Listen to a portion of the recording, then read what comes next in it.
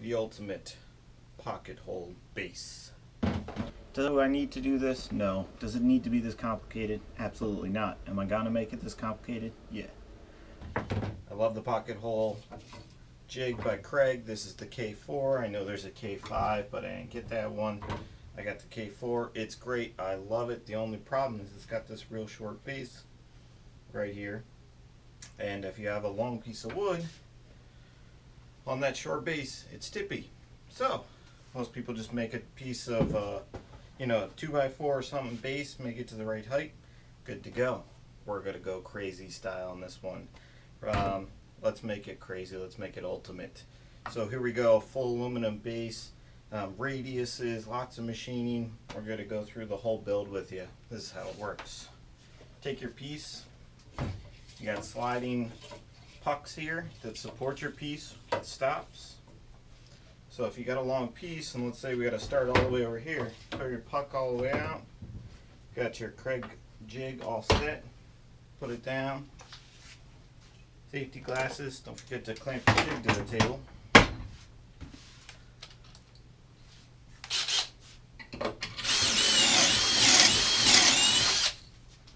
There's your pocket hole, good to go.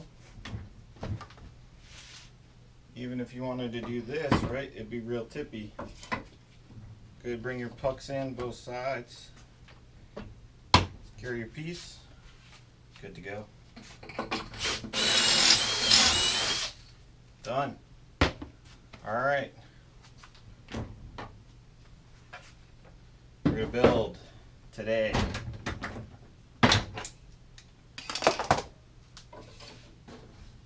the ultimate pocket hole base for the Kreg K4.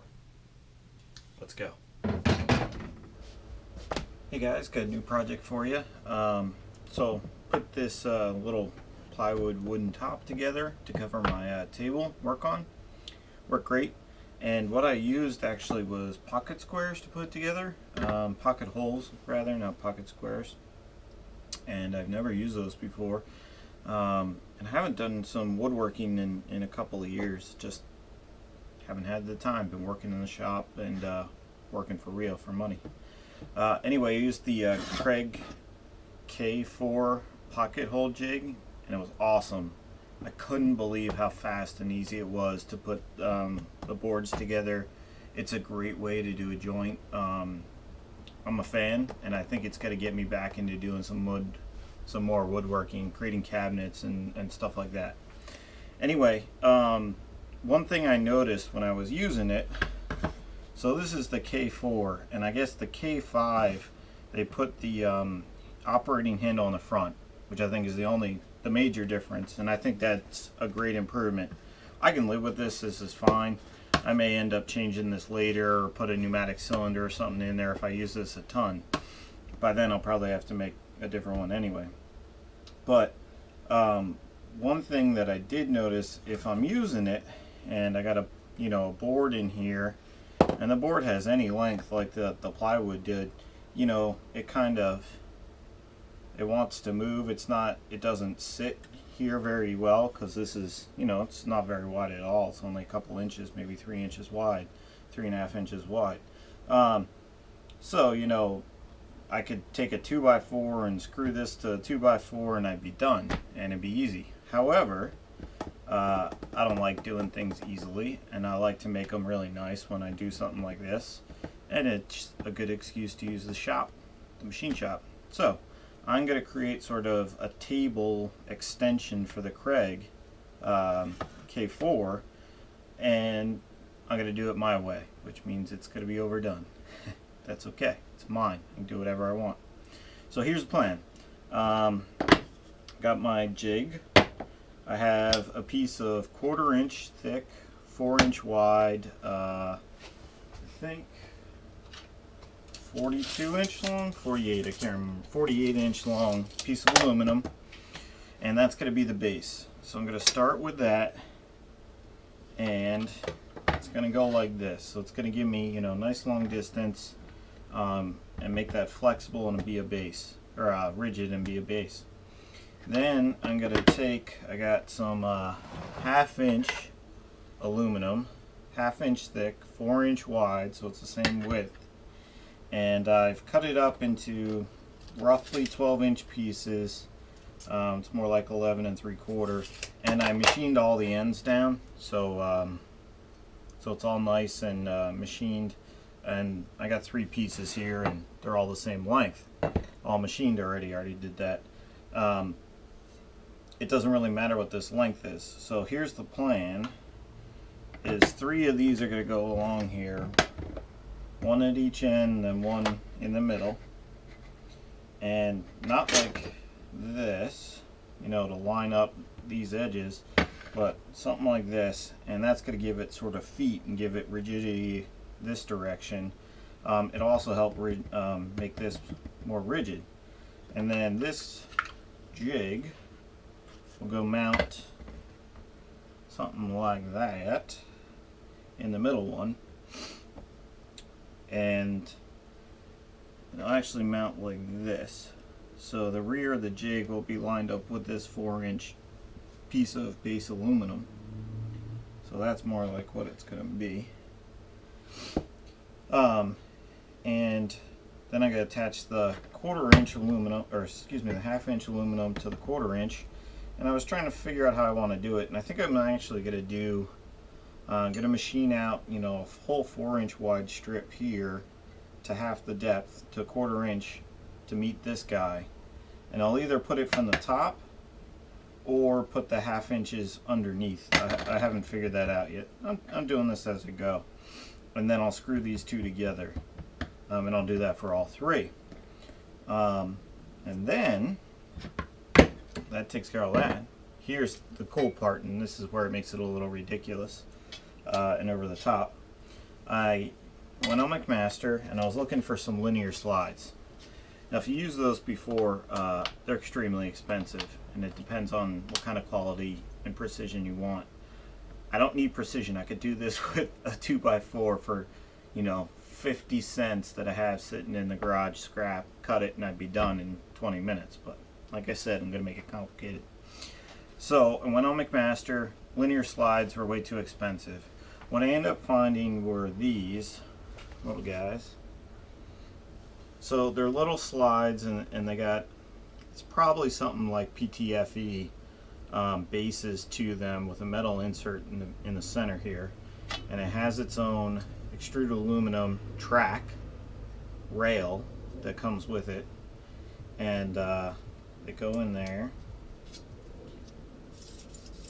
and they slide real nice. Now, you know, they can't support a lot of weight, and I actually believe they're supposed to be like this, where they're pulling down, because then you'd pull against that PTFE slide and it would be right. I'm not going to use it that way. I'm going to take this and cut it in half, and I'll have half. I'll just extend this over here, you can get an idea. So something like this, you know, a piece of rail over here, again, figuring it out, and a little carriage here, and then I'll make a small riser block. Just mock something up right here. Small riser block the right height to meet the height of this, and then I can move this along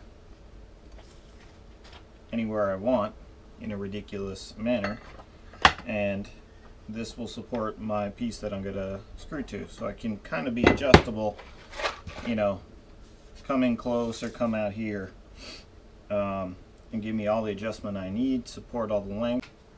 Alright, I went ahead and did one of these 1/2 inch thick pieces. So essentially I put in, I don't know what you call in woodworking, like a half lap or a lap joint. I just made a 4-inch wide channel, 1/8 of an inch deep, and at a certain distance I calced this all out. I gave myself a quick sketch. One thing I like to do if I'm going to do more than one, I'll put on my sketch somehow to tell myself actually where what the readout should be with my tool. So I'm using a 1.5 inch end mill, inserted end mill there. So I had to go ahead and take my dimension and add 3/4. So I just put this T 4.51 because that's where the readout needs to be for the finish pass to get this edge correct. So I decided, putting this together, it's better if the 1/2 inch pieces go under. My calipers over there. So it's going to go under like this, and I'm not exactly happy with the fit. I don't know if you can see it. It's a little sloppy. There's probably 7 or 8 thou of slop in there, and actually that inserted tool is cutting bigger, so you know I didn't check it, and it doesn't matter, but I'll just adjust it on the next one. So I'll take you over, show you how I'm going to do the next one, throw some chips around. Alright, here we go with the next one. When I did the first one, I put a stop in. I got some thick parallels in here, and then some shim parallels, really thin ones on top. That gives me the clearance I need over the jaws to get to this depth. So everything's nice and clean.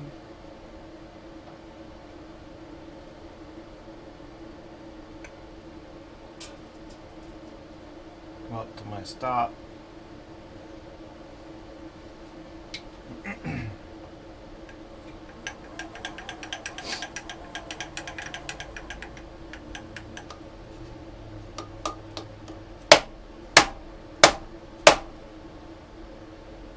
Seat the part. I gotta get rid of my ring there. Alright, I put a just a quick scratch line with calipers to know that edge, because this thing is not symmetric and I don't want to get it confused.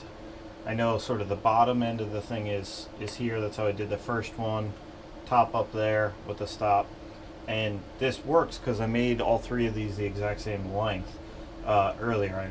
I machined these all the same, so I can do all 3, referencing this end, but really my real origin is here. I have those 2 numbers. Those are the ones I'm working to. Everything should be the same. I'm going to reset my 0, my Z0. And the stock is not exactly 1/2 inch thick.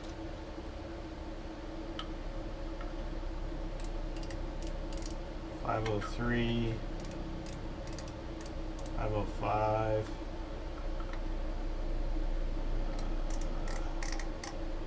505, 503. We can call it 505, I guess. We can measure it when I get down there. Alright, so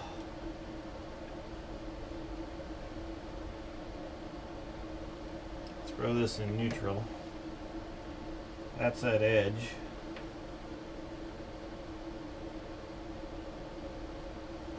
And we'll couple thou off of that dimension, but okay. So I'm going to come in here and hog this off in about steps of 50 thou deep. Trying to keep sort of the heat down out of the part. I don't want it to warp very much, and because I'm just taking my time, it's down here. I'm running about 700-800 RPM, 1.5 inch cutter with 3 inserts in it. I could push it a lot harder, but there's no reason to. So I'll step off my mark maybe another 10 thou, so I have a finish. And I'll make sure I finish this edge climbing and this edge climbing, but for right now I don't really care. I'm going to come down. I'm going to use my hand mill. I love using that. Makes things so much easier. 50-ish thou. A little bit of WD. That's what I like to use. Alright, here we go. I'm going to feed by hand.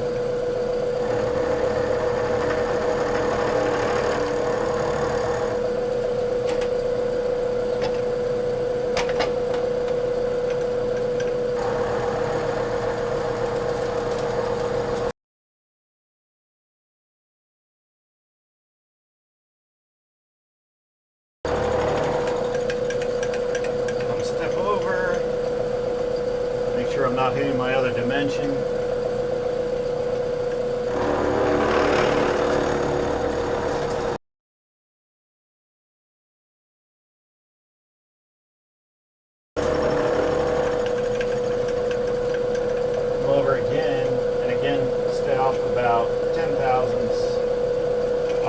finished dimension.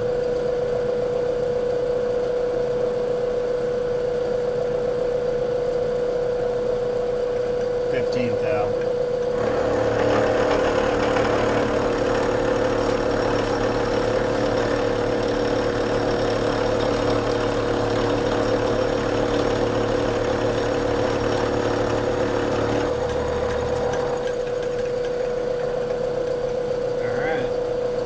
Down another 50 and repeat.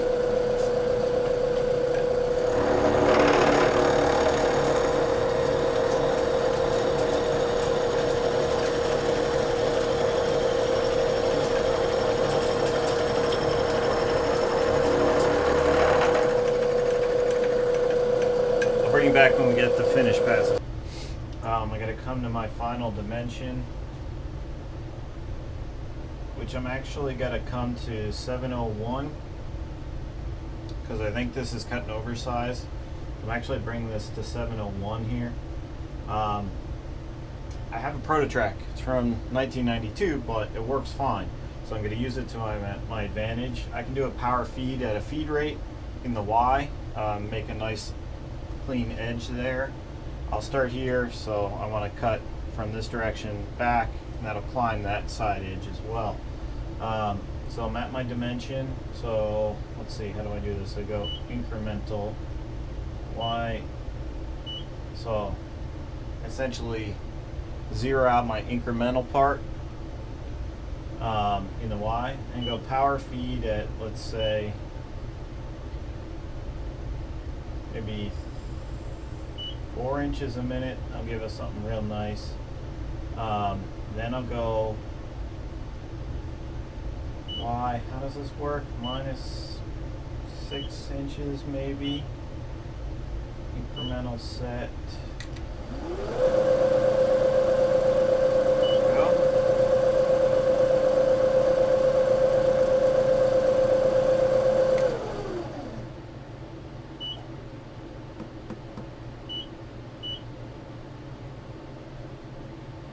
Oh, the drive's not on.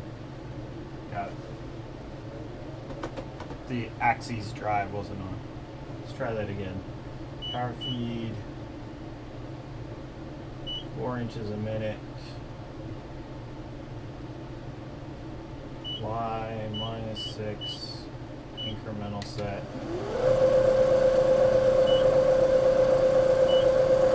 Yeah.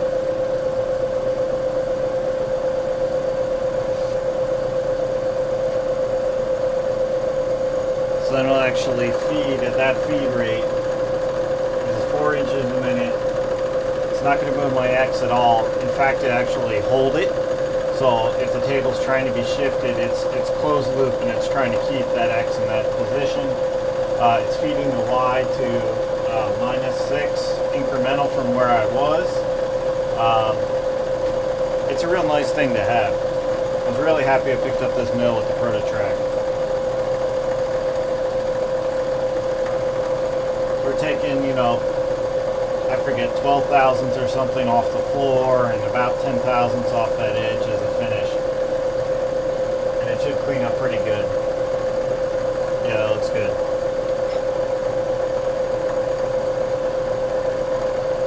Not that it needs to, I just like it to.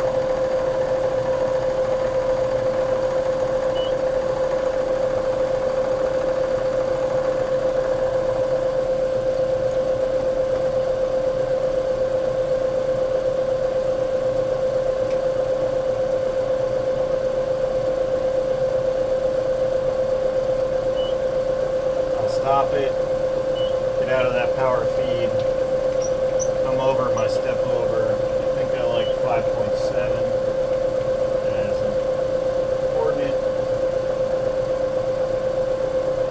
Power feed, 4 inches a minute, 6 inches from here.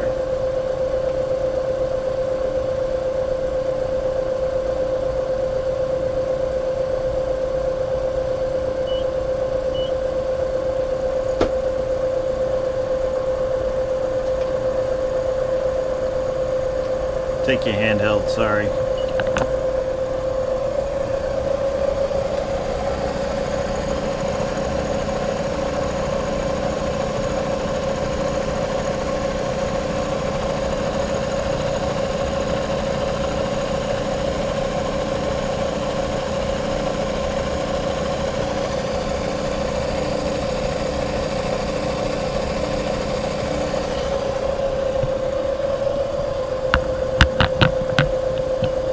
Alright, I'll finish up this pass and this other finish edge.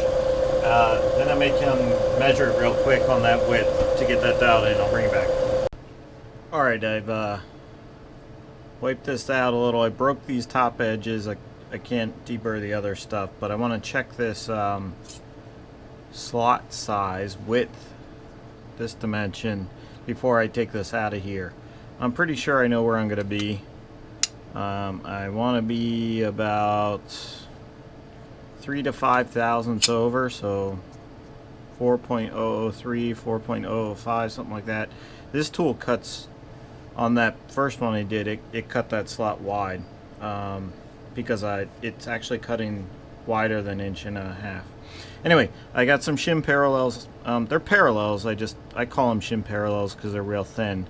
And I use them as shims as well on doing stuff. Alright, so I got those down because this tool has a pretty big radius on its inserts, so I don't want to be measuring down in that radius. I got a 1, 2, 3 block here. What's the best way to do it so you guys can see? I guess I'll do it this way.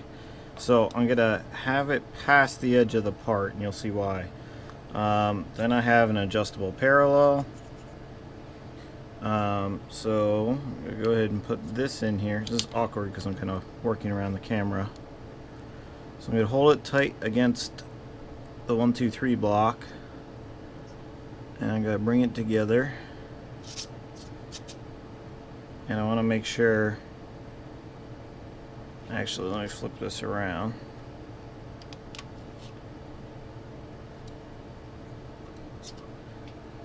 I don't know if this edge is going to be a problem because I didn't deburr it. It shouldn't be.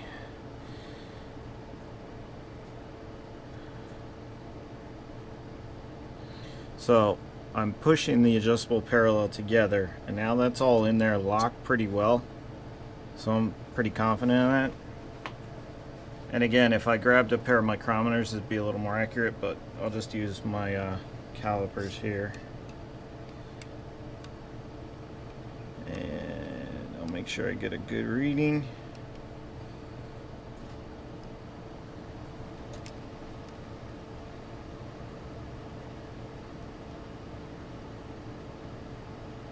Okay, so I'm about 2 to 3 over.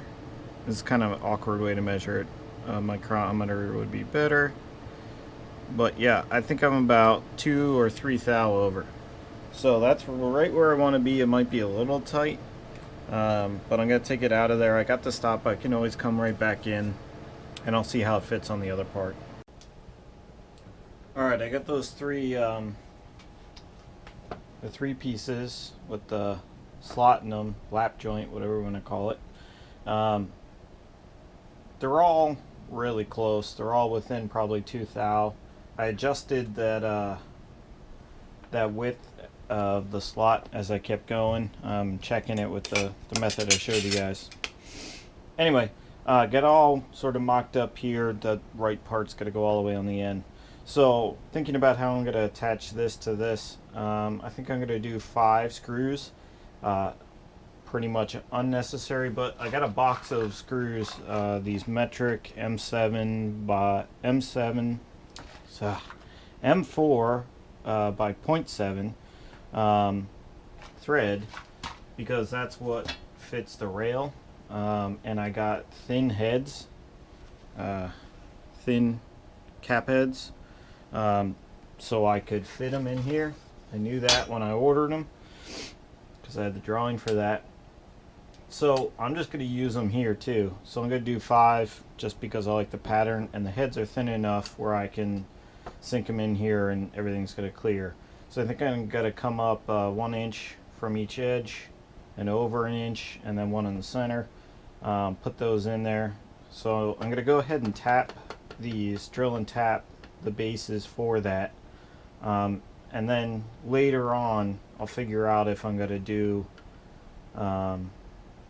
like transfer punch them to this piece, or if I'm going to end up machining this. I don't know. I'll have to figure that out later. But for now, I can do all three of these. I get it all set up, you know, with the stop. So let's go do it. Alright, here's the third plate to put the star pattern or whatever of the 5 metric holes, tapped holes.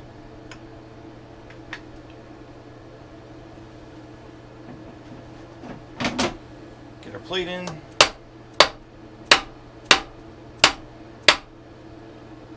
Nope.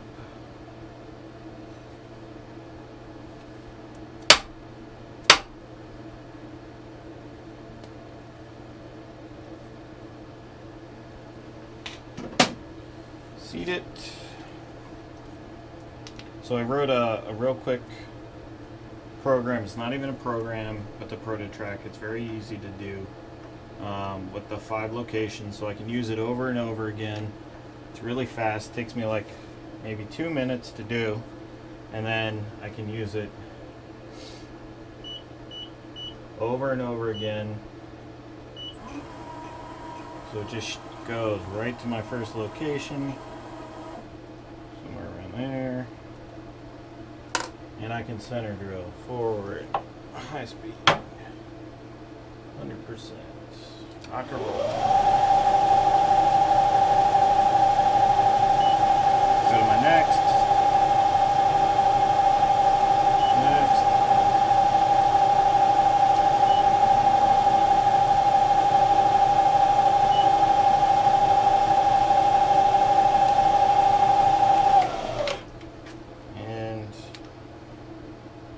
Where'd my drill go?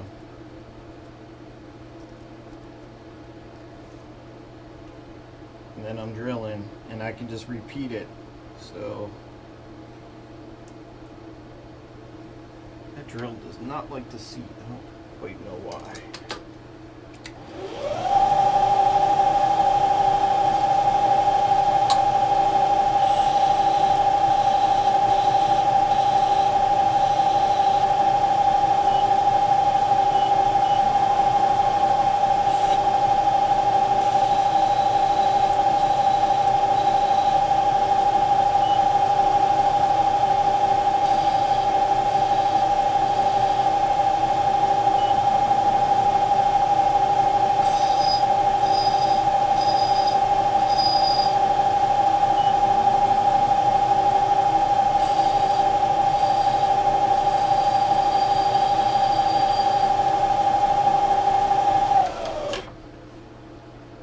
Drilled, and I'm going to power tap them.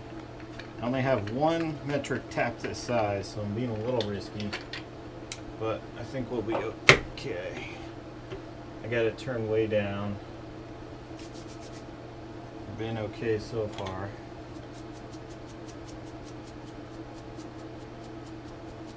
Kind of babying it, you know, keeping it clean and keeping the speed real low.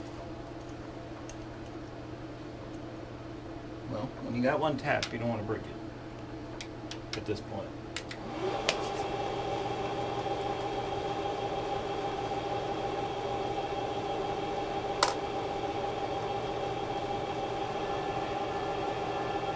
So I just have my hand on the reverse switch for the VFD that controls here.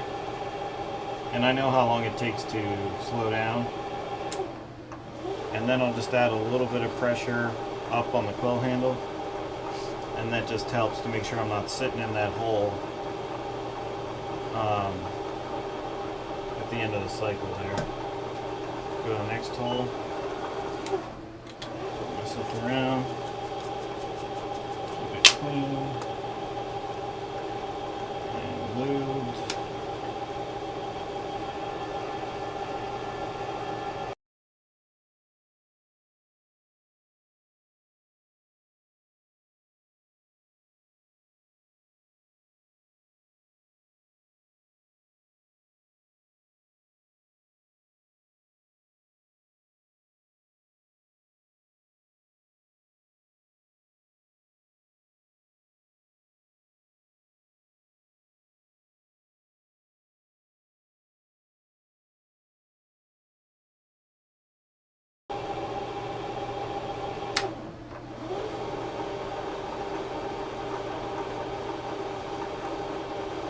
probably adjust the spring in my quill.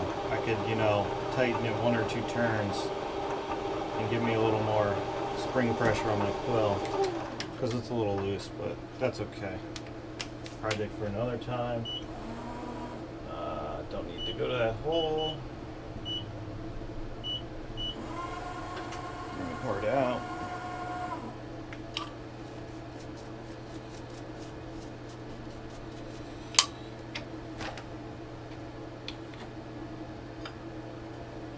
There we go. Just deburr it real quick.